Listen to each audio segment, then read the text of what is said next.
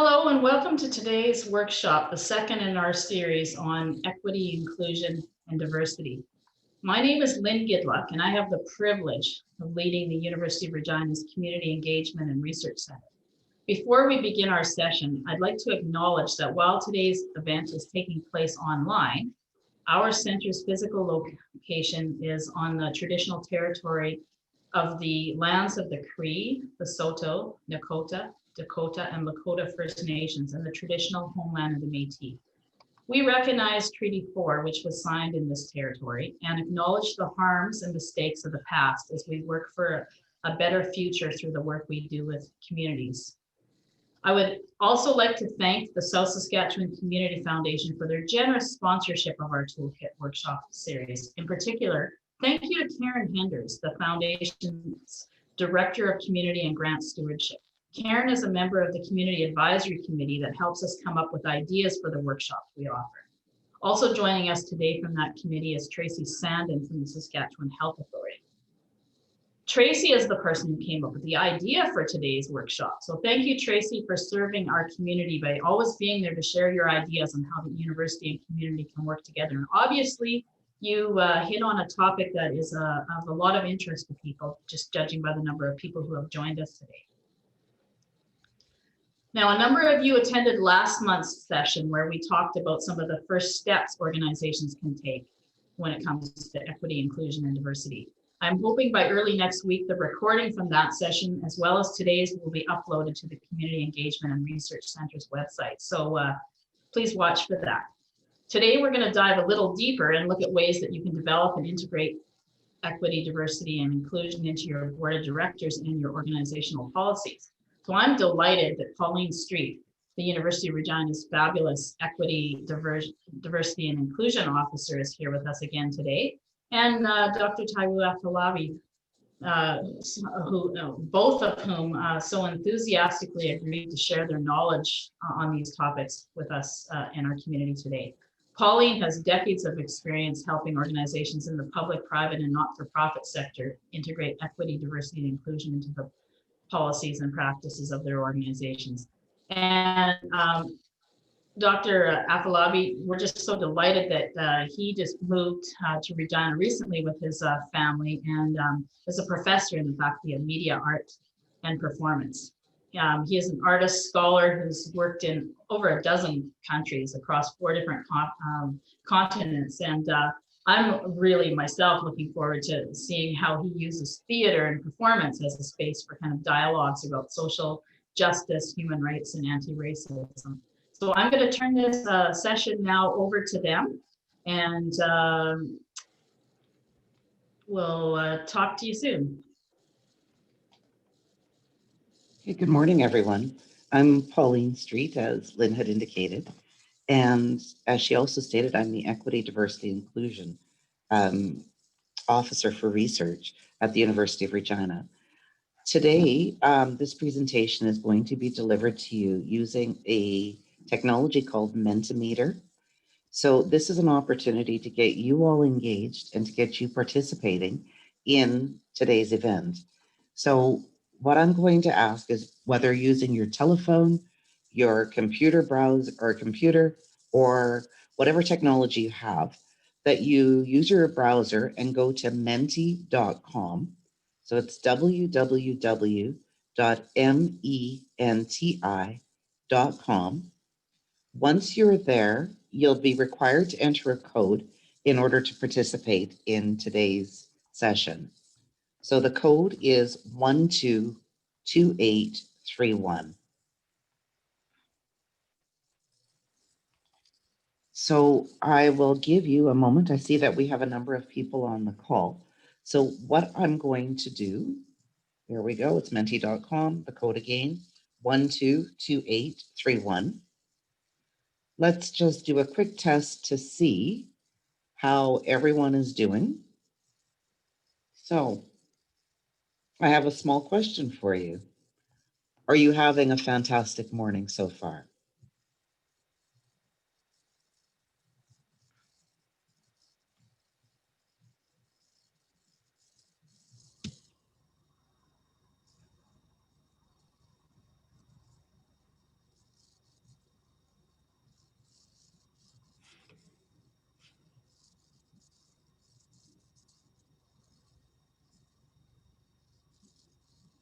Okay.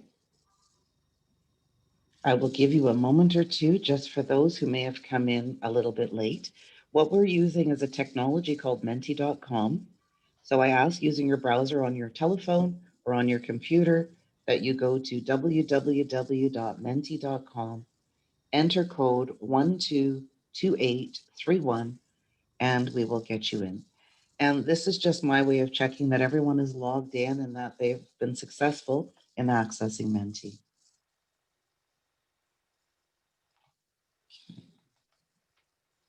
I think we have the majority of participants. We're sitting at about 70, 76.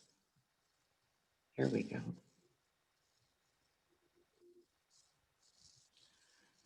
So this morning, once we get started, the conversation is going to focus somewhat on board responsibility with respect to EDI and embedding EDI within some of the practices and some of the things that boards do.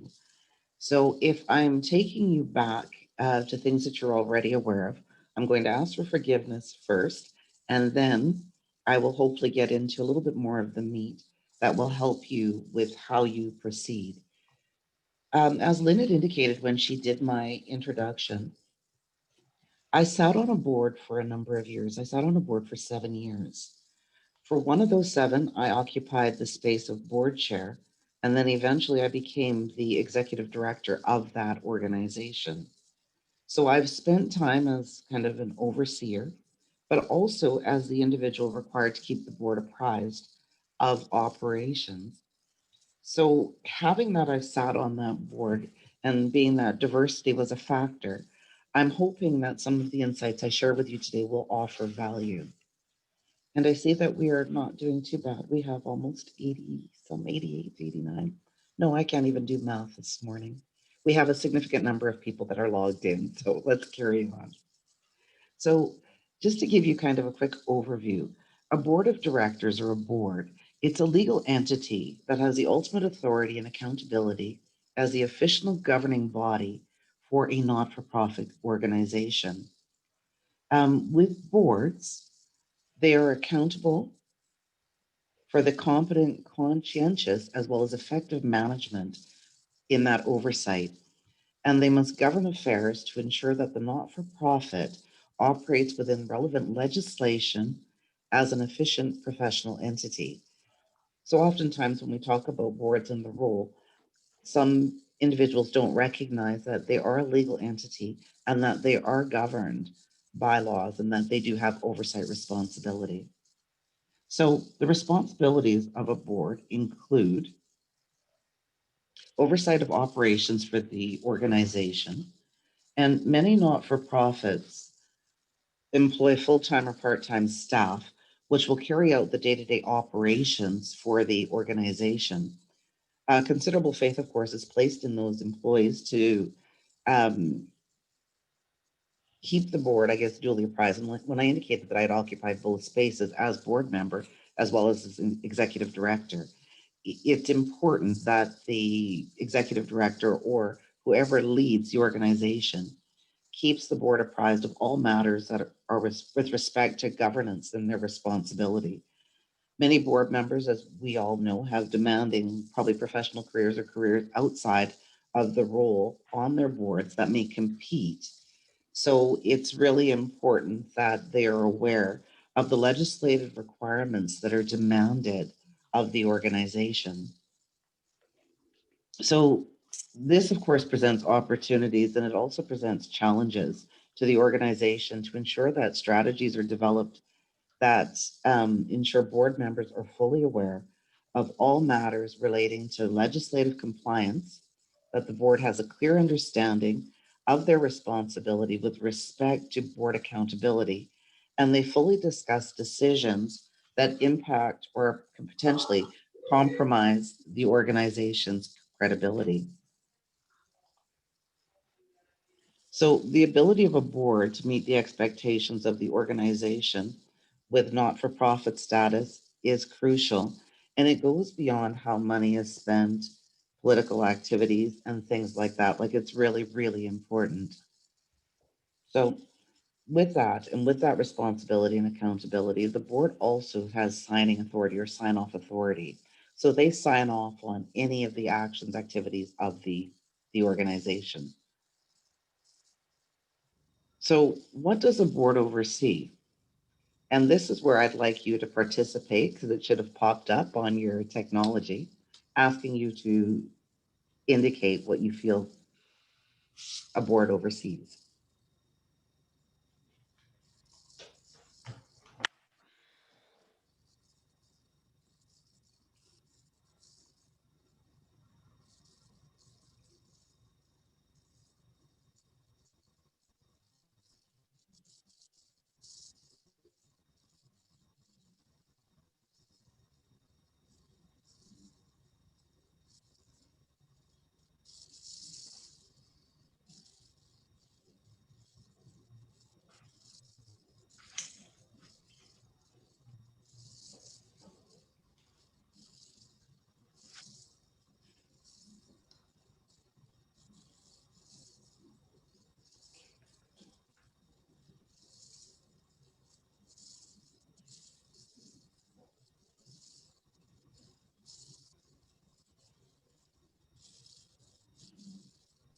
Okay, thank you.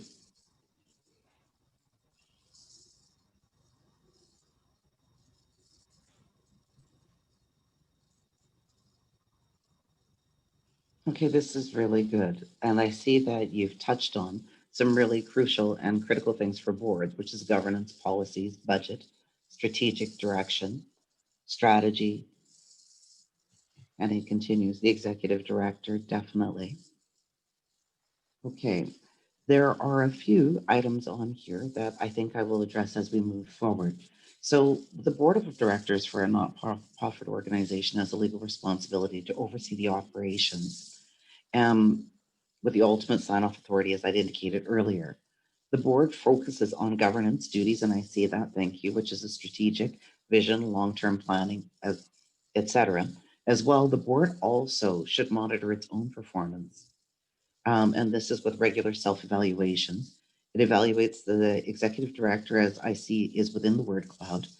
And the board, the financial, we also see within that document, as well as policies and guidelines, which are also necessary. The desire is that the board has full confidence the organization is operating in a competent manner and can respond if this isn't occurring.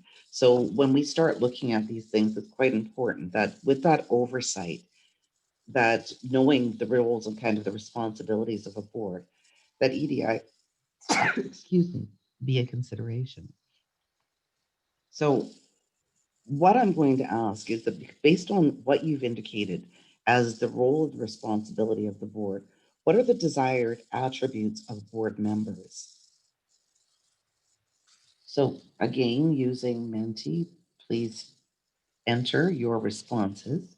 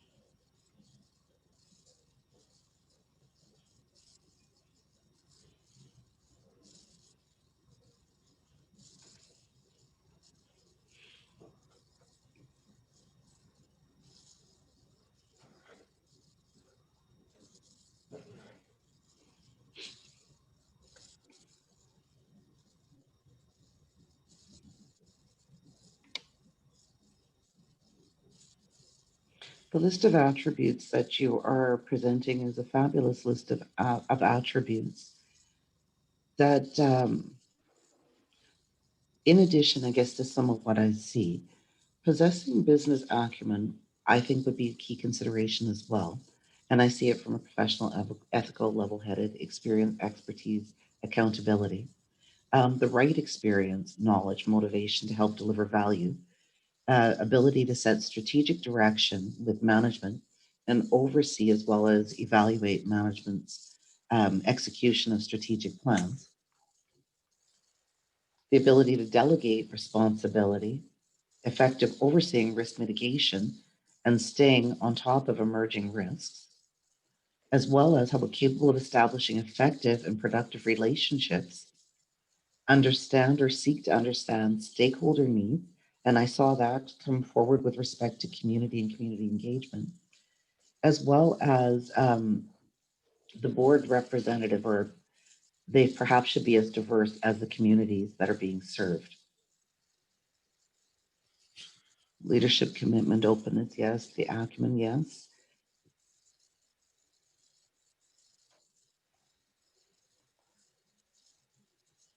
Dedication, vision, time, commitment, representation of the communities, not only their individual interests, most definitely. They should represent the diversity, at least some, of lived experience of clients and community, which is very solid. Integrity, honesty, team players, diverse in strengths, ethnicity, gender. Okay, as I read through the attributes that you've presented, and I've mentioned already that I've sat on a board for a number of years and also occupied the space of executive director. In that position and at that capacity, in that organization whose board I sat on, one of the key considerations from an equity, diversity, inclusion perspective was that 50% of the board be representative of the community being served. The agency was a cross disability agency, so the expectation was that the board have 50% representation of individuals with disabilities on the board. And the initiative, and not only was it 50% representation of people with disabilities, but they also sought the other aspects of diversity, or the other groups that would be identified under equity to sit on the board as representatives. And there were reasons and how, I guess, the EDI recruitment for that board occurred. So when we think about board recruitment and when we think about equity, diversity, and inclusion, you've just identified some of the attributes or key attributes of board members. Now, how can your organization include equity, diversity, and inclusion in that? And what steps can be made in order to ensure that when looking at having a board that is representative, and whether it's representative of the community being served or representative of the larger community of our demographic, what are some of the things that I would recommend that you consider? And one is use a governance or a recruitment committee. So when we think about the board having oversight and therefore governance, within that, use a recruitment committee that sets a mandate for membership, board membership, and the lifespan. And although such committees like recruitment committees are used, that they're not used frequently, but establish a solid committee for board recruitment. Establish clear criteria for board members. So because you've identified the attributes of a board member, perhaps use those as foundation or baseline things for that active recruitment. You want people with business acumen who are committed, reliable, have some knowledge of the organization, are willing to invest time, energy, effort in order to be present for board meetings. One of the things from a diversity perspective, and I know that people tend to shy away from this, but designate a specific number of seats on the board. When I indicated the board I sat on had written within the Constitution and their bylaws that 50% of the board seats would be occupied by individuals with disabilities, that was one way with which it was a concerted effort by the committee to ensure that there was representation on the board that reflected the community being served. So to identify specific numbers of seats is possible. Your committee hopefully has a broad reach where they know where to locate diverse populations or members from diverse populations that would have an interest in representing your organization. As well, if possible, seek out board members that identify with your organization's mission. And this is something I would say is really, really, really critical. And when I say that identify, this is whether they are individuals that utilize the services of the not for profit. Look there because sometimes we don't know who's who until we ask. So I would encourage you to look at who is within your community being served. And then the last point that I would make as a consideration is just to use careful selection of board members. And that is critical because some people will sit on boards for the sake of saying, this is on my resume. I occupy a seat on this board, but they are non active board members. So when you're looking at how to ensure EDI is present, oftentimes any of the members that come from equity groups will have the commitment, especially if they are fully aligned with the objectives of the organization. So, one of the other things is looking at how do you engage the board through an EDI lens. So, there are a few things after you've done your recruitment and you've selected your equity group members. How do you engage people through the lens of EDI? Well, effective onboarding.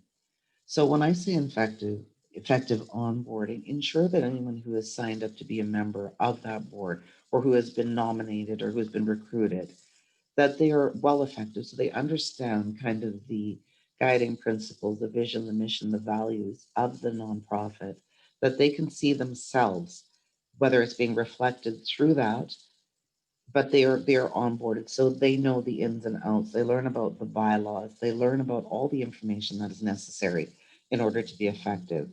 But then they also um, learn, I guess, board communication. So ensure board communications are solid as well as inclusive.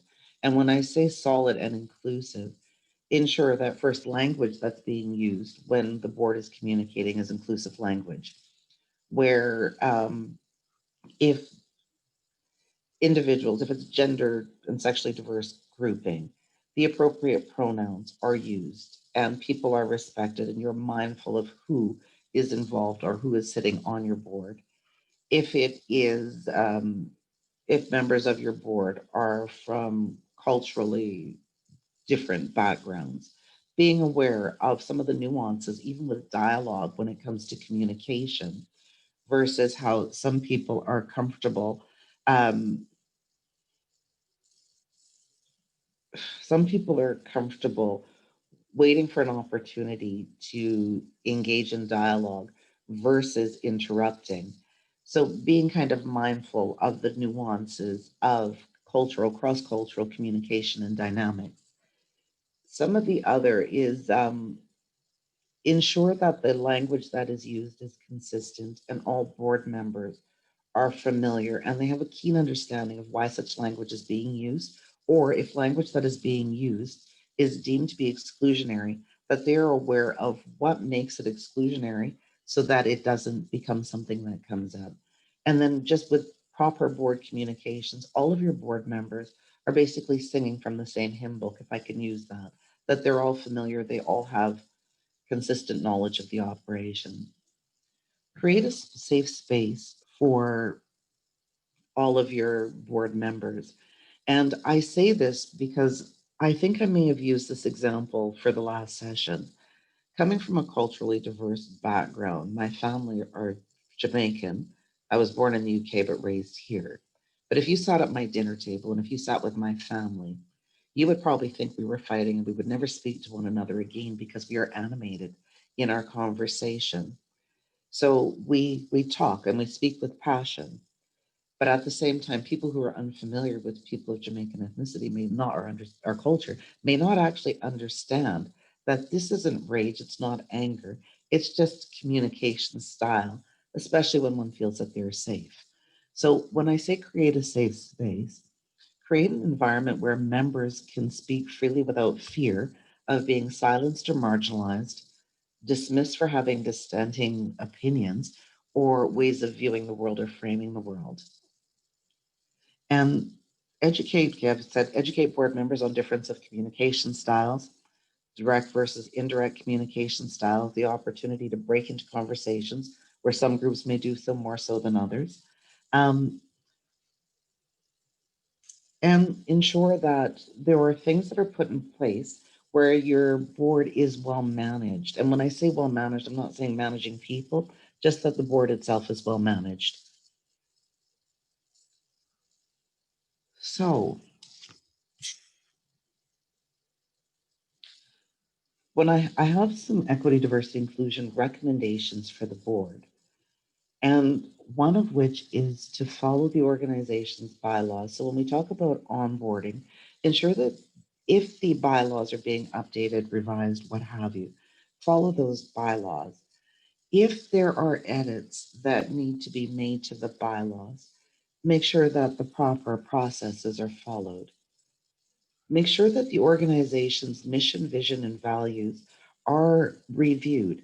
And when we think about having a board that is diverse, this is where you get the opportunity to take a look to see whether there is anything within the mission, the vision, or the values that is exclusionary versus inclusive.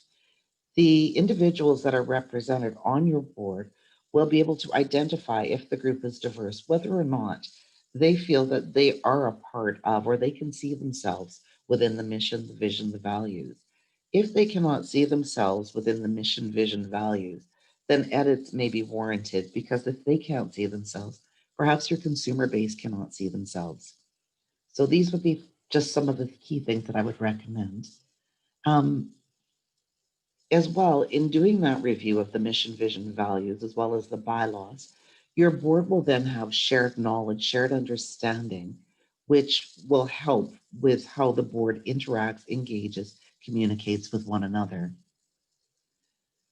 Review your HR policies. And when I think about EDI with respect to HR policies, there's often assumptions that a one size fits all and a one size does not fit all because we all have differing needs. But it can be written in policy where they are inclusive and they do pay attention to diverse needs. So when I think about looking at the HR policies, these are the recruitment policies. And oftentimes people shy away, but these are recruitment for board as well as perhaps even for staff. To designate spaces is not an illegal practice. It is, in fact, a legal practice, and an organization can do that. So, if you're saying you're looking for an executive director, and I'll use the example for um, a women's organization, to indicate that you're seeking a woman to occupy that space and to designate the position for a woman is perfectly legal and acceptable and okay. As well as, like I've mentioned with the cross disability agency that I worked with, there was a requirement that 50% of the board identify as a person with a disability, and that it was key when hiring staff that the organization look for individuals who have identified as being a person with disability. So there are things that can be written in for recruitment processes and recruitment for recruitment policies, indicating that you have designation for positions. Another is accommodations, and accommodations span beyond individuals with disability. And when I think about accommodations, I think about disability, I think about religion, I think about parental responsibilities, I think about elder care responsibilities, and someone maybe perhaps requesting, if at all possible, whether it's shorter work days, longer work days, um, later start, later finish, if individuals are requiring paratransit, for instance, having their schedule aligned with paratransit services. So there's a number of accommodations that can be written in to the organization, as well as when we think about boards. in looking at how do we ensure that the board is inclusive and that accommodations are allowed. How and when you have board meetings is an accommodation, maybe an accommodation for some. What the room is set up like for your board meeting. Is it accessible for someone who uses a wheelchair or a scooter?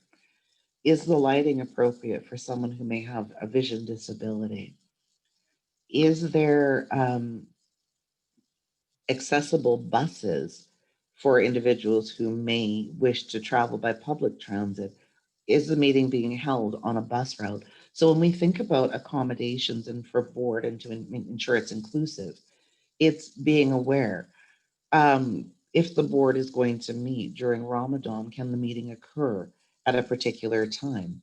Like just keeping in mind the nuances and the differences that people possess when booking things. If you're going to have a board meeting and food is being brought in, are you aware of dietary requirements of the board membership? So those are accommodations that maybe don't need to be built into policy, but they need to be considerations for your board when looking at how you proceed. Um, and then the last thing under HR policy is leaves of absence. And these are things that I would also encourage you to take a peek at. And this is your medical, your parental, your elder care, and leaves of absence required for appointments. What kind of policies are put in place for the organization that the board would approve? But to approve all of those from an EDI perspective from the board means that the board is knowledgeable with respect to equity, diversity, and inclusion.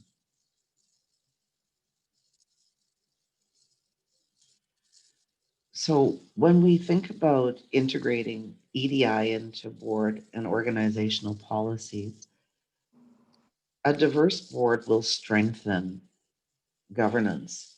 And it's just different ways of knowing, being seen, being able perhaps to challenge status quo, being able to offer differing perspectives, especially if a board has been heterogeneous for a very long time. Is that right? Homogeneous for a very long time versus heterogeneous. But it's an opportunity to look for different ways of knowing and being. And in integrating that, what I would suggest is when you think about changes to bylaws, that having diversity lens or diverse group of individuals review bylaws that go through them, whether it's line by line as a group, and just ensure that the language that is used is inclusive. So it's not gendered language where he or she isn't used. You use just a generic form or generic term.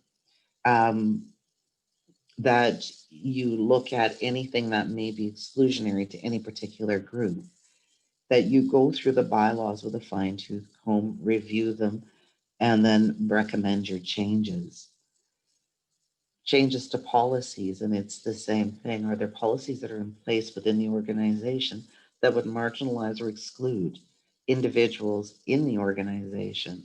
Is the language used in the policy inclusive to all? Or are there corrections, revisions that need to be made in order to ensure that it's inclusive? And then looking at the policies, even if your board is not diverse, if you have access to diverse groups of people that can review your policy and to identify where there may be potential exclusions of groups, that would be a recommendation. With respect to policies and to bylaws, that it's important, of course, that you follow the appropriate processes for boards. So be familiar with how to go about making changes. Because the bylaws are the rules that govern your operation. So think about whether the board is the board should be in the position to make a recommendation for changes, and then think about how those changes will be presented at your AGMs for your membership to actually approve them. But your membership would also probably have an opportunity to look at them prior. So if there are revisions, changes that are required, if your membership is a diverse grouping of individuals, that's also a way to catch any things that might be exclusions where EDI considerations could be required further.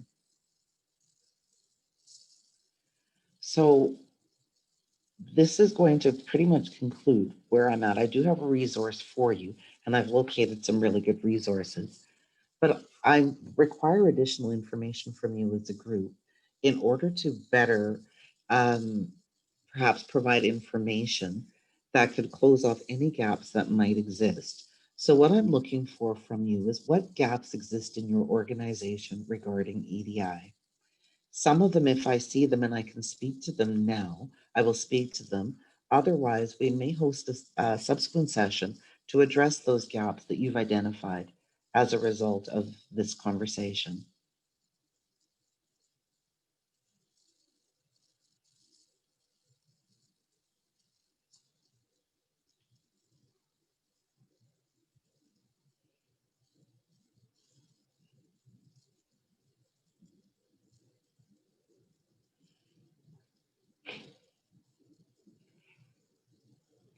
One of the things that I see coming up is the gaps that exist is the lack of representation, the diversity representation, recruiting diverse members. When I think about the space that I've occupied with respect to diversity and inclusion for a number of years, one of the questions that I would ask with respect to lack of diversity is who does your recruitment for your board?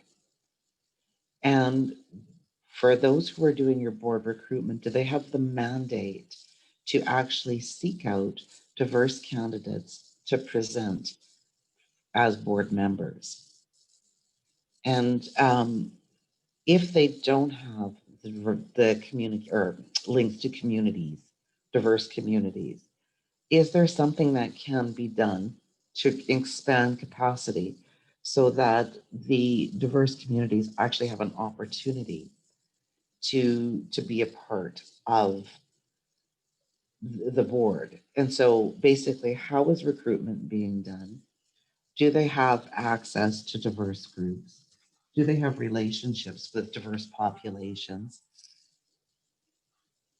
Can they put out feeders to engage more individuals from diverse backgrounds? And when we think about this, and Fran, I can see you in my view, and I just saw you rub your face. So if this is one of the things that creates a degree of stress, oftentimes organizations that are representative of diverse groupings, so whether it's individuals with disabilities, people of color, um, women, Indigenous people, the LGBTQ2S plus community, that community organizations might be a really good place to start. And even if it's simply just a broadcast that organization ABC is seeking board representation, these are the expectations of board members. If you have interest or are familiar with individuals who do have interest, please respond to whoever is doing your board recruitment. So sometimes in casting the net wide, you may get a lot of interest from individuals who are seeking how to become members of the board.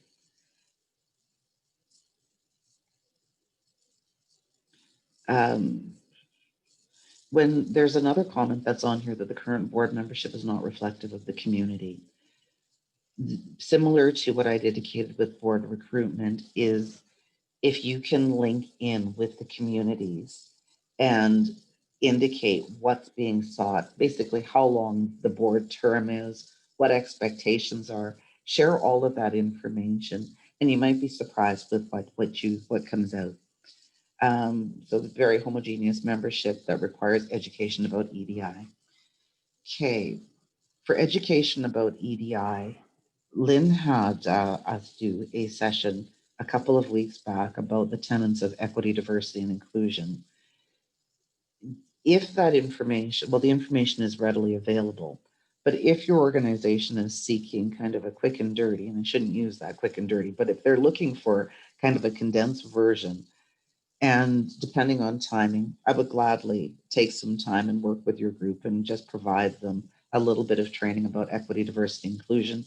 If it's specific, I could possibly tailor something to meet their needs. My contact information I can share with you if you're interested in having the training offered. Okay, good. I like to see that. We work with Métis and people with disabilities. We're doing pretty good. That's good. Only African Americans are allowed to work in diversity. Um, I'm not really sure that is true because I would be considered a hodgepodge of everything. And I'm going to share this because I was born in the UK. My parents are Jamaican and I was raised in Canada. There wasn't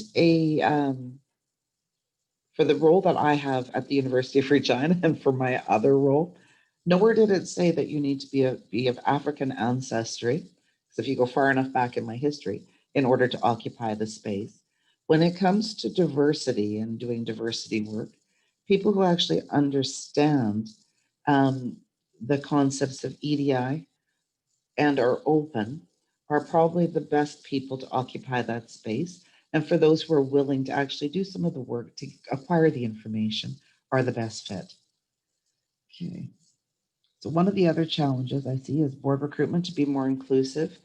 With respect to inclusive board recruitment, identify kind of your key tenets, what you're seeking, why you want diversity, the value having diverse board members brings to your organization or to the organization.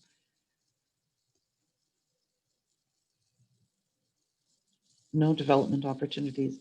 With that one, when I see no development opportunities, the board in and of itself can develop other board members. So when we talk about onboarding and engaging individuals, um, bring it in house, bring it into the board, and develop the training of the capacity within the board.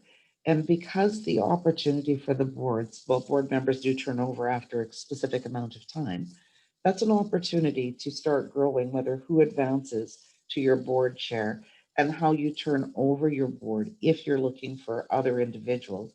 With doing the development within the board, you're also preparing individuals to go on to do other things. Um,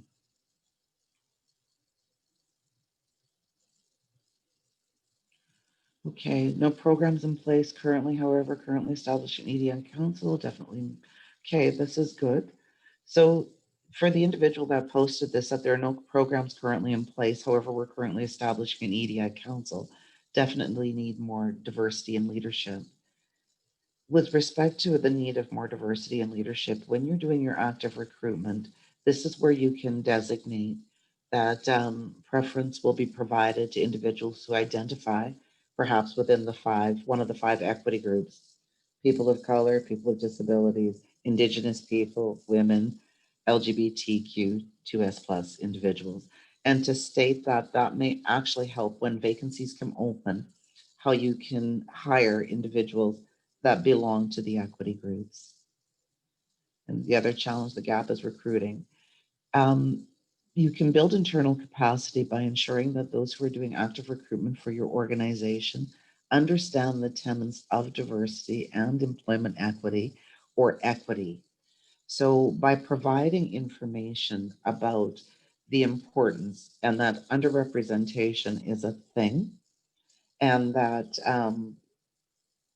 even at board level, and there are countless studies that speak to the lack of representation in for-profit and not-for-profit boards. But as I'd indicated before, if you can get your recruitment committee for your board to cast the net wide and to locate communities of whether it's of people of color, Black, Indigenous people of color, people with disabilities, um, sexually and gender diverse groups, that is a good way to start. And then also to present why they're maybe having representation is important and critical to your organization. And if the communities you serve are all communities, that in and of itself is a good reason to have a diverse board and to have diversity throughout the organization. Okay. And like where the gap, the board is 9 men to 2 women. Okay, part of me has kind of a little funny little side. That has to change. Times have changed. Women occupy roughly close to 50% of occupations in the world. We know that to find, like, I can't say 4.5, but to find 5 women to fill that board, This is where you may actually ask for perhaps diversity amongst your board in that case. And this is where perhaps you write it in that we are looking to have a board that is representative of our greater community. So whether it is 47% roughly women or 40%, 50% women, but then also ask that the group also be diverse in other ways where you have Indigenous women, or racialized men, but you add that. And then you also indicate that you would also like representation of individuals who have disabilities and who are gender and sexually diverse. So it's possible. Okay, where my view is sitting. So there's hyper focus on budget and fear of taking bigger steps on social justice and ED&I. The hyper focus on budget and the fear of taking the bigger step. The maybe failure to take the bigger step might also impact the focus on finances, where reputation is huge and failure to, we're living in a time right now, and I think post George Floyd, it has created a movement, not a moment, but a movement where there is greater talk about the need to diversify. So it goes beyond BIPOC, the Black and Indigenous people, but it's all groupings. Reputation of a board or an organization as not being inclusive is not necessarily a reputation any board wishes to have. So there are things.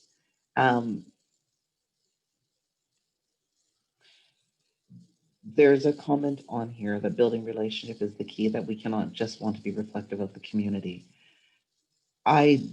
Being reflective of the community means that you've established the relationships within community in order to be reflective. So this is why I indicate to establish relationships, reach out to community-based organizations, indicate that, there is space, but that in creating that space by casting that net, that will also position the organization well within communities and keep a long-term, hopefully, link and relationship that goes beyond just the here and now or the purpose of securing board members. So there's an opportunity. Okay. Oh, so I'm not sure what NFP is, but the community served is culturally and ethically diverse, located in lower income area of Toronto. White board that is too small, but that does not fully recognize to be 7-9 IPOC, etc. Yeah, membership. Probably should be 50% based on today.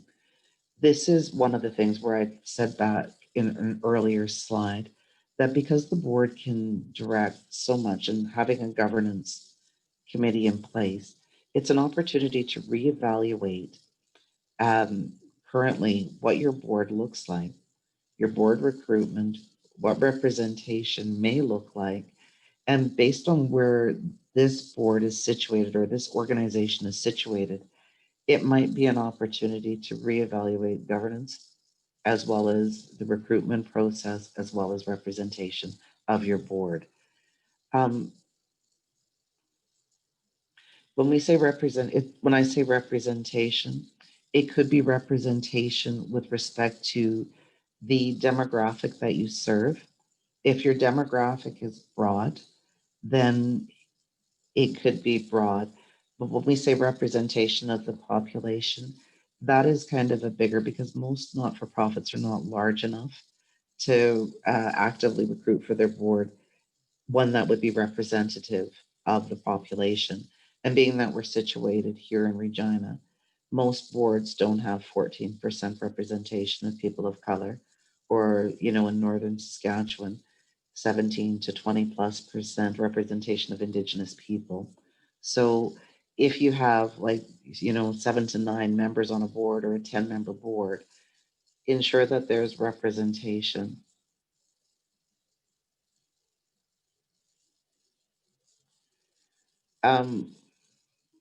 There's a comment that just popped in, and it's the legislation governing our organization limits the pool largely to the profession. Okay, but the mandate of our organization is public protection and a creative ideas to improve community input. until the legislation can be changed. There can be amendments that could be made right now to your board. What governs? When you say legislation, I'm not sure if this is provincial or federal or if it's your bylaws for your board. Because they're the mandate of the organization is public protection, the public is broad, and that it's simply not limited just to a small grouping of individuals.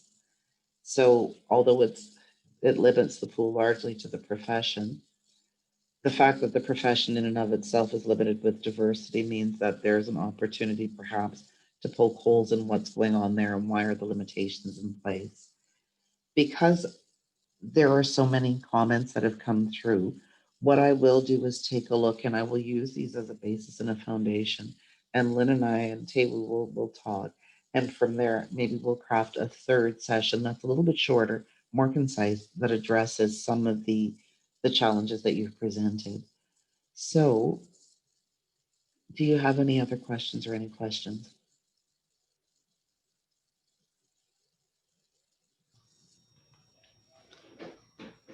Okay, with that, I will turn it over to Taylor.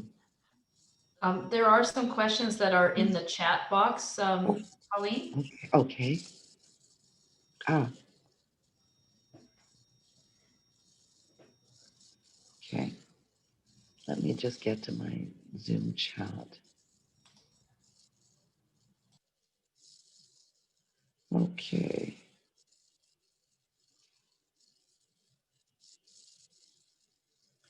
Okay. How to measure progress to achieve. Okay. So Jared asked a question, any suggestions on how to measure progress towards achieving more equitable and inclusive organization?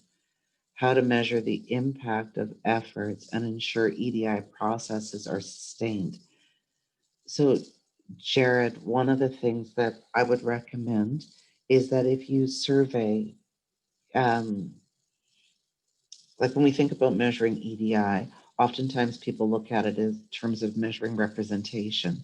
So how many people do I have? And then they count, right? The number of individuals. We don't necessarily want to do counting. So when we think about how do you measure, is your organization more equitable and is it more inclusive? One, from an equitability perspective, ensure that if you're hiring people to do the same jobs, that they're being compensated equitably. So compensation is fair, that you're not paying someone because of gender, race, ability, what have you, less than you would pay perhaps a Caucasian male. Another is it's a climate survey. Just do a pulse check on the individuals from diverse backgrounds that work for your organization. How do they feel? Do they feel that the environment is an inclusive, welcoming environment that fosters growth and development for them? Do they feel that they can bring their whole selves into the environment and feel welcome? And then when we look at how to measure the impact of efforts and ensure processes are sustained, one of the things that I would say is that this is a part of the commitment, and this commitment must run deep. And when I say the commitment must run deep, in order to sustain, you've got to ensure that EDI is pervasive within the whole organization. It's a part of everything you say, everything you do, and who you are as an organization. And once it becomes embedded or a part of the fabric of your organization, it'll be easier to sustain it then. Um, it's when people are hired and they're not a question, are they qualified because they are from a diverse population? It's when people are treated respectfully and mindfully and there are no judgments within the organization. And it's where people feel that they can request time off because of whatever without there being rumor, gossip, other, that if people have disability and they've got medical appointments, that they're not being perceived as receiving special treatment. So that's when it becomes a part of who and what your organization is. So when it's a part of the fabric, it's no longer a question. So ideally, from my perspective, when it comes to equity, diversity, and inclusion, there'll be no need for me once it becomes a thing. And when I say no need for me, there'll be no need for the role of equity, diversity, inclusion officer when equity, diversity, and inclusion becomes a part of everything that your organization does without it being a second thought. Okay, now I have a question from Christine. I know of a board that has 9 men and just 2 women. The challenge of recruiting need women need for EDI to support accommodation of women. So with this, Christine, what I would recommend is just to reevaluate your board composition and what is written regarding governance for your board. And with that, take a look that perhaps we're not locating the appropriate people, or I shouldn't say the appropriate people. We don't have a balance within our board and our board composition because of the representation currently on the board. Okay, someone else that I speak about tokenism. I feel some organizations will use this as an excuse not to reach out to diverse groups of people. Okay, Lacey, thank you for that question. I don't know if you were on a part of the other or if it was a different workshop I delivered. When I made my entrance into the world of equity, diversity, and inclusion, I worked for an IT company and they outsourced me to a company to do EDI work. And as I was leaving and I packed my bags and I was leaving, and if you're familiar with South Park, I made a little joke that here goes token, that they were sending me to do EDI because of the color of my skin. And token, it's a South Park reference. So if you've seen the show, I'm hoping that you will kind of chuckle because that was just my warped sense of humor. When we think about tokenism, it's putting people in place. And this was the kind of like the comment about only African American people appear to be doing EDI or diversity work. Tokenism is when you give a position to someone based on perceived or based on color or based on gender, based on ability, based on what have you, to look after diversity work. Um, Hiring, promoting, recruiting board members from diverse groups is not a token approach. It is an approach that makes sure that you have diverse perspectives sitting at the table that will guide the organization. So it is not limiting things to simply, well, Pauline, you're going to sit on this cross disability board because you're a Black woman. I sat on the board because I'd worked in the diversity and inclusion space, and the board was cross disability, needed a perspective that perhaps I brought to the table. So when organizations use tokenism as an excuse not to, really what they're looking at is we don't really want to do this diversity stuff. So we're just going to lob something really uncomfortable out there so that you don't ask us to do it any further. But when we look at the value of diversity and how status quo is challenged by having diverse perspective, it is so worth doing. And don't let anybody prevent you from advancing or pushing the needle for diverse groups by saying it's a tokenistic approach, because it's beyond tokenism. Okay, sometimes there is a fear of making a mistake and linking into communities. Any advice? Karen, that's a really great question. And based on my past life and my role and my current role, generally I try to have conversation with individuals before I reach out to groups. So sometimes it's simply just a phone call. I identify who I am, what my role is, and what I'm seeking. And the conversation generally tends to flow rather easily.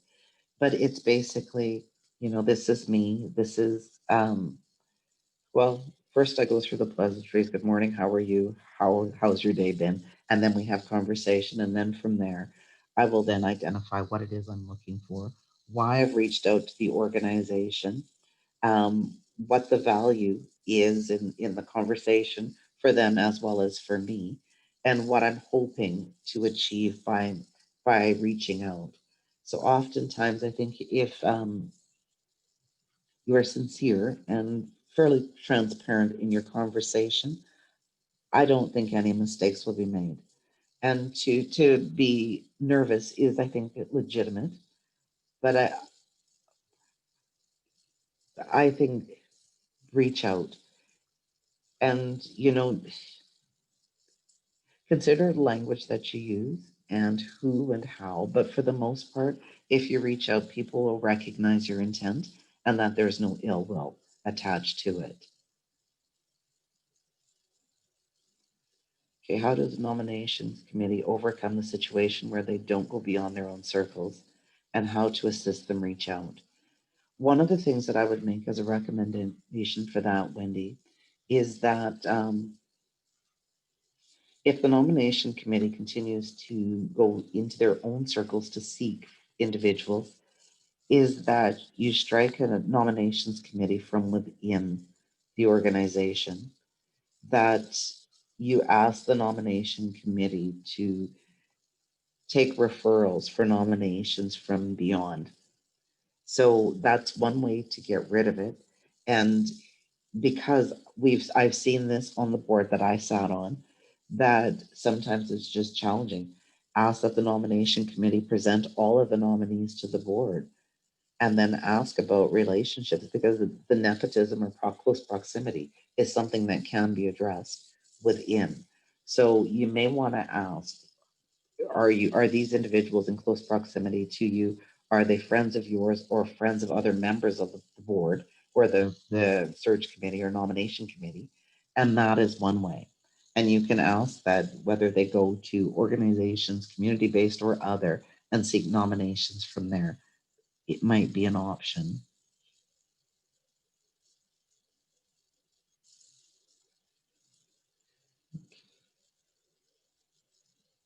Okay.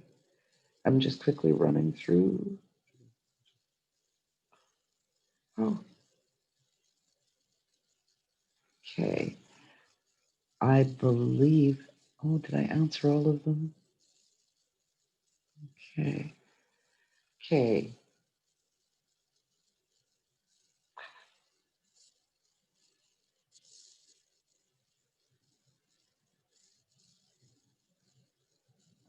Okay. There's some nice comments in there. Mara, thank you for saying, talking regarding making mistakes that you've made them. Apologize and let people know that I'm grateful. That's good. And I don't make the same mistake twice. So thank you for sharing. As a part of HR policy, it seems exit interviews would support understanding the culture of the organization, and how EDI stands. Oftentimes, people believe that exit interviews are kind of the panacea and will give you the insights that you need. It depends really on how an individual leaves. And the reason why I say this is oftentimes if people are leaving, they don't wish to have a blemish on them should they need a reference from the organization. So when we think about when people leave organizations, people generally don't leave the organization, they leave their boss. And most people are fearful of putting comments in an exit interview for fear. And this is just a tip that I'm tossing out and just something for you, for just for your just for you to consider. Because I don't believe that people are fully honest when it comes to exit interviews. Okay, well, Tewu, are you ready? I am Yes, I now am. Yeah. okay. Thank you all for all of your comments, all of your feedback. And um, okay, I'm going to turn it over to Tewu, and he's going to ask you a series of questions. Thank you ever so much for your time, and I will stop my sharing.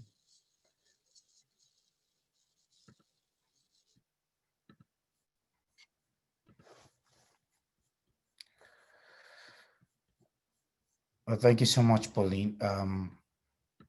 My name is Taiwo, Taiwo Falabi, and I'm really excited to be presenting alongside Pauline.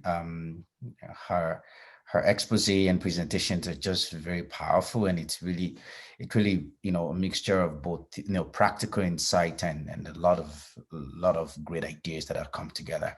What I'm going to do is just to go, I know what time is we're really coming to an end. I was just thinking, what way can I kind of get at the conversation today? I do not have a policy background. I'm a theater practitioner, artist scholar. the privilege that I have in this conversation is that I've been able to work across over a dozen countries across 4 continents. And so that has given me that opportunity to mingle and to discuss with boards and with leadership teams and all of that. So the way I'm kind of coming at this today is really I just put out 10 frequently asked questions, and I'm going to go through them. Interestingly, some of them, Pauline, she's kind of addressed them already. So, but because of our time, I'll just go through those 10 questions. And some of them fall within, within the purview of the board. Some of them fall within the leadership. Some of them fall within, the staffing and things like that. But I hope that, there will be practical insight from my own experience over the years. So with that, I will move on. So the first question that, in my own interaction and my engagement, the first question that that kind of pop up is what is your biggest piece of advice for getting started with diversity and inclusion, EDI? And the first thing I always say is that don't try to build a cat. Don't try to do the impossible. I've seen a lot of organizations that they try to, they outline like 10, 15, 100 things that they need to do. And it can be very overwhelming. So it's important to have a clear strategy, a clear path. And a way to kind of do that is really start somewhere. Make a list of the various things that you need to do and start somewhere. I understand that, it is complex, it can be overwhelming. And at times, it takes time and things like that. And some of that can become, an excuse for doing nothing.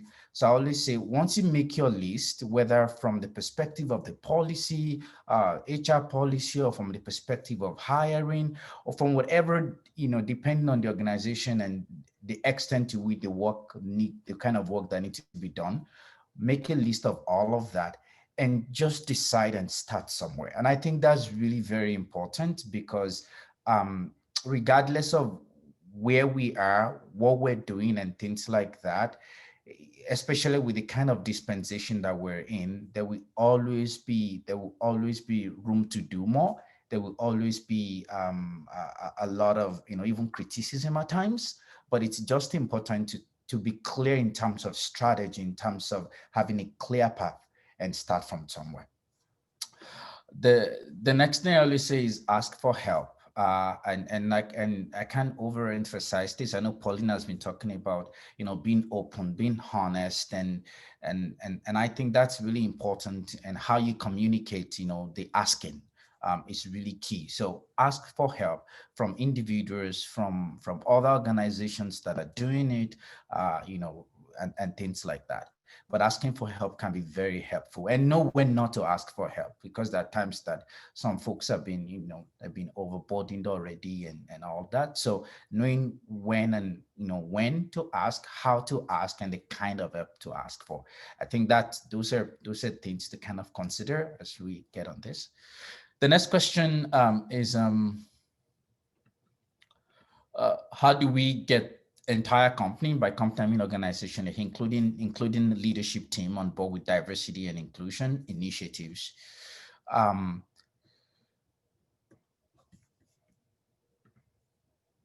Two things that are really critical here, to one, data and the human stories. I think that right now we have overwhelming data available all over not all over the world, but at least significantly in North America and even beyond.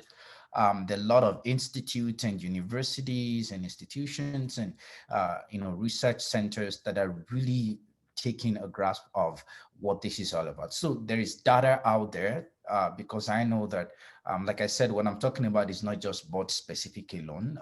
There are some on the team that need to be convinced that this is what doing.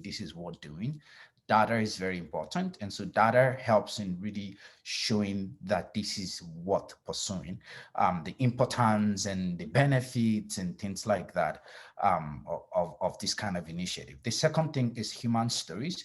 And the reason why human stories is a way to complement data is that it brings the experience closer. It has a way of helping us to start understanding. When we bring numbers and we add human stories to it, it has a way of humanizing the experience, and hopefully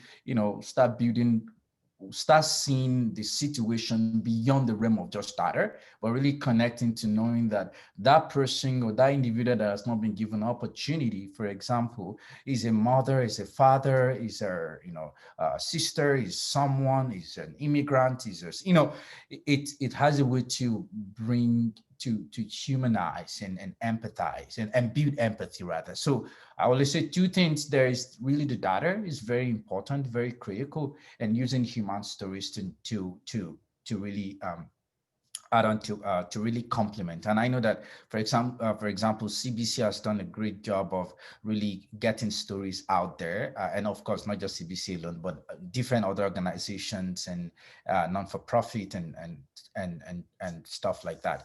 They've been able to help put out stories like that of experiences, whether good, whether bad, whether whatever fall in between. So that's really very helpful. The next question is, what would you say is the most difficult part of implementing an EDI program, or incorporating EDI in your organization and things like that? Let's say, first of all, is we have to be patient. This needs a lot of patience, and patience is critical because this helps us to think things through. We want to change a culture in an organization. As we look into policy, we look into different aspects. I think patience is very critical, and because of how urgent things are, there are times that we just want to strive and just get everything done. We want the result like now and now and now. But the reality is that, an organization, that has been in existence for 10 years, and this idea has not been an issue, has not been a thing for them, and all of a sudden it's becoming a thing, and then the organization is expecting results like immediately. No, it's going to take a while. So patience is important. Second thing is empathy, and that kind of connected to my previous piece when I was talking about human stories, is that it can be quite, especially when it's very distant, it can be quite challenging, and it can be really exhausting also, especially not just on the organization itself, but even people involved in implementing it. The last thing is the fear of not doing the wrong thing, fear of not tokenizing, which Pauline talked about, or different fear comes into play.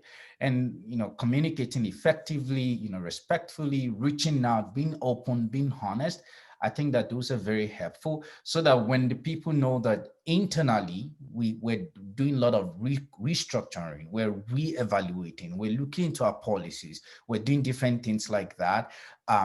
Outside, when people end up bringing people in, they can see that the story we're telling outside correspond with the story we're telling on the inside. The next, because of our time, I'm trying to get through things here. The next question: who is involved in the membership of a diversity task force? What types of responsibility does this group have?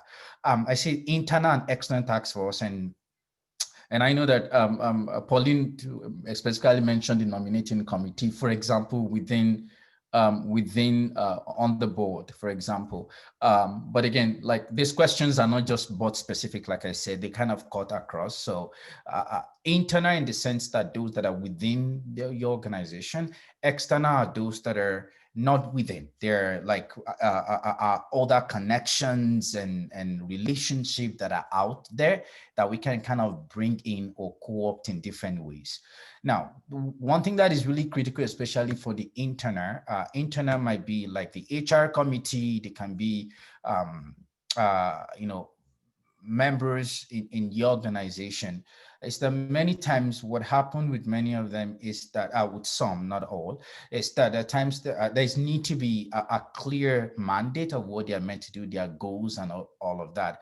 But beyond that is that their contribution, the contribution of this task force or this committee or this group that are assigned to take on this responsibility, it's very helpful many times if it's part of their performance review, rather than just doing it as an extra work, because many times they just it becomes like an added baggage on their responsibility. and so with that, it can be quite overwhelming. But if it's part of what they expected, if it's part of their performance review, there's a way that kind of help rather than just putting it as, as an in addition to, or giving them more and more and more. And of course, that also helps in spreading the work around, so that it's not just a person that look really diverse, whether from gender perspective or race and all of that in the organization, that is just doing the work. Like, well, like somebody was mentioning, African American or Black person and all of that, that are doing the work, cutting it across. So that's really very important. It's always important to look both into internal and external, because the external has a way of fueling and connecting to resources out there that can be useful for the internal task force. Next question, how do we go about launching and growing employee resource groups, which can be an example of the internal task force? Do they form organically, or does HR create them? How do you get employees excited about them so that they can engage? The first thing first is to create a framework that will formalize employee resource groups. I worked with an organization back in Victoria, and this is the first thing that we did. Specifically, there were a lot of complaints in terms of how the processes work within the organization.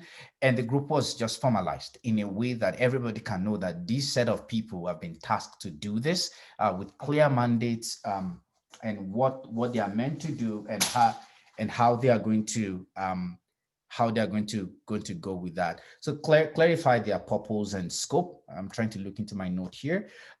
Build alignment to your overarching, EDI strategy, so that they don't work, out, so that they don't work, so that they can work in alignment to the EDI strategy. Define the principal, activities where you want them to do, the scope and things like that. Even at times, you can go as far as defining their annual budget, because that's another thing. A lot of these groups are just, like I said, they're just an afterthought, and so there are times that we don't even think about budget and how they, how that's very important to their function, and all of that. So and I've kind of mentioned all of that. So the next question is, when thinking about the importance of representing our organization as a diverse and inclusive workforce, we struggle with wanting to represent our employees from underrepresented population, but we also don't want to tokenize them. How do we approach people to ask them to be in our photos, making up them feel that way, and not just photos alone, but even in the processes? And I think that Pauline kind of mentioned that. We're just going to add to that quickly, is that I think there's need to be open, and there's need for openness and honesty.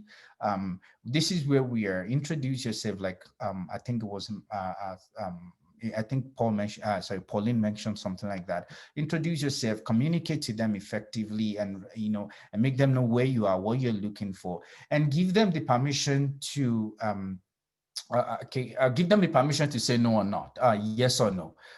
Don't expect them to say yes, because you want them to be represented, and so what, right? So it's really important to give them permission to decline, permission to accept.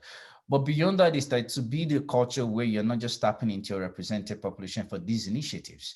Are there other things that we're tapping the unrepresented population for beyond EDI? Because many times the underrepresented population become that group of people that we go to when it comes to EDI. What about other things? And I think that's a way to kind of think about that, is that if I am, for example, when it comes to issue of EDI, and specifically, you always reach out to me because I'm in this organization or I'm in this community and all of that. But other issues, no. So it boils down to things like that also, so that when we look at to them, individuals or groups or community, when we look at them for other things rather than just EDI, then they understand that no, we're not just being tokenized here. I mean, I'm recognized for my own for other skill sets that I have. compensation is is also key. I know that Pauline mentioned that also, and I know that I think that our organizations are really doing effective work when it comes to this now, because the reality is that the burden falls on a certain group of people, and so compensation is, we can overemphasize that. Can you give an example of how to incorporate diversity into a job description? I find that question, when I was asked that question, I was just racking my brain, like, okay, how now? I think that first of all is that we need to think through the ways that EDI are important to the facets, first within that organization and within that role. Once we're able to do that, and that goes back to the strategic leadership of the organization, our mission, and all of that. How does all of this? How does EDI become part of it? Not just as a position, but as an overarching feature attribute of our organization. Then when it comes to describing, incorporating diversity into the job description, it becomes an easy job to do, because the language that we're going to use, for example, the caveat, for example, that we're really open to people from, applicants from diverse backgrounds, that some organizations that are interested in preferential hiring, different things like that. But I think the first thing to really look through is ensuring that we think through that process. And I think that thinking through that process is very critical, because the whole idea of tokenizing that we were talking about, it can be addressed there too, when people know that from A to Z of the things that we're doing, both at the board level, at the leadership level, at different levels, that we're deliberately thinking about how EDI fit into it, so that it's not just that we just have a role for those EDI and it's a position, but what then happens is that there is that opportunity that it becomes a part of that organization, and it can help to even build its sustenance or sustainability. The next question: what are some creative ways to proactively source candidates from underrepresented communities?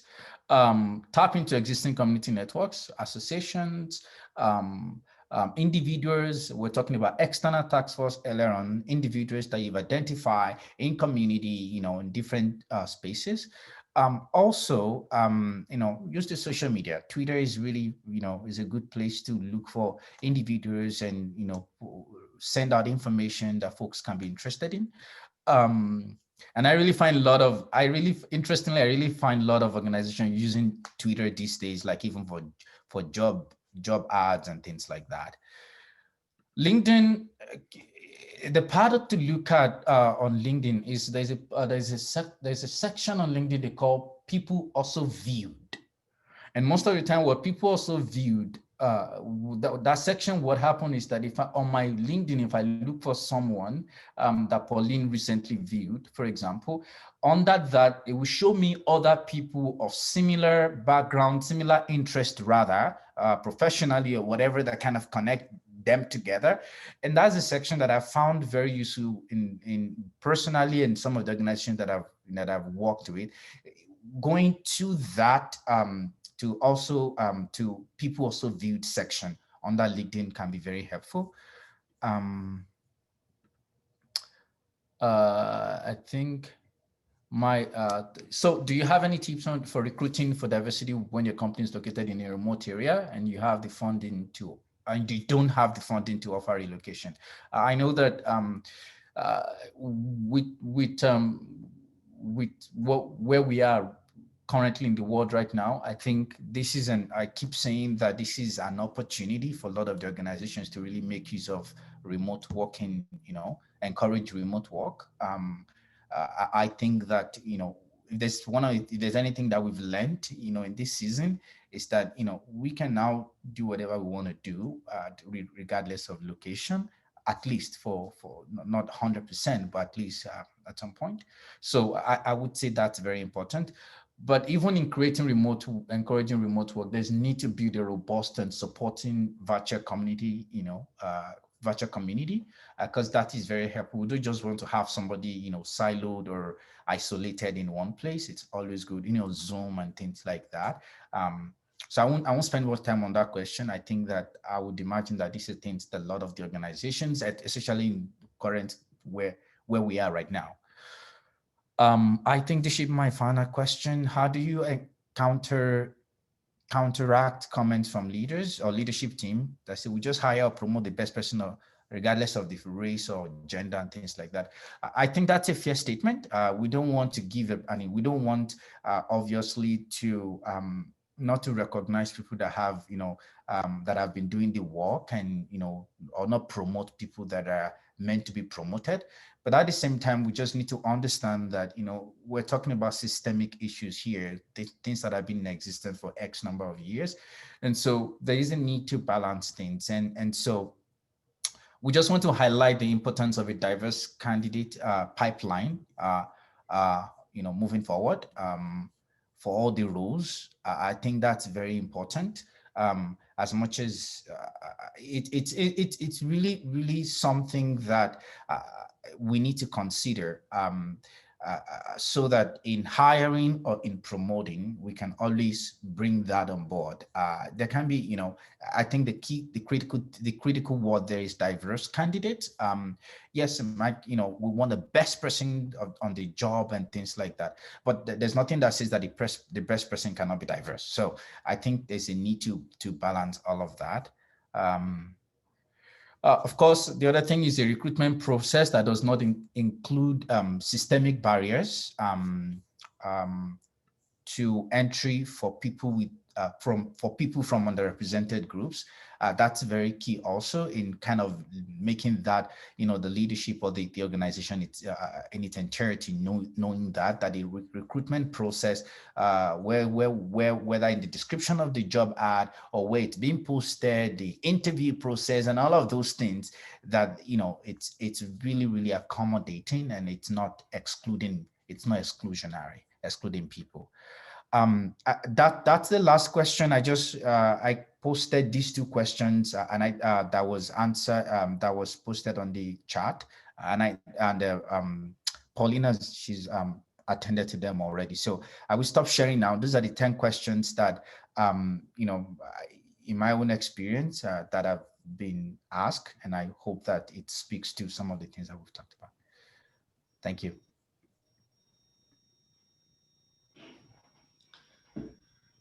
Thank you to both of our presenters for having such a great workshop today. Just judging by the level of attendance and action in the chat box, I think we really hit on something important here. And I know we're fastly approaching the end of our hour and a half here together. As Pauline offered earlier in the session, the three of us will have a conversation afterwards and think how we might be able to offer a third workshop down the road. I'm not going to commit a timeline right now. I think everybody's getting busy before Christmas, but we will. We have everybody's email addresses based on your registration, so we will keep you informed about future sessions. So thank you so much.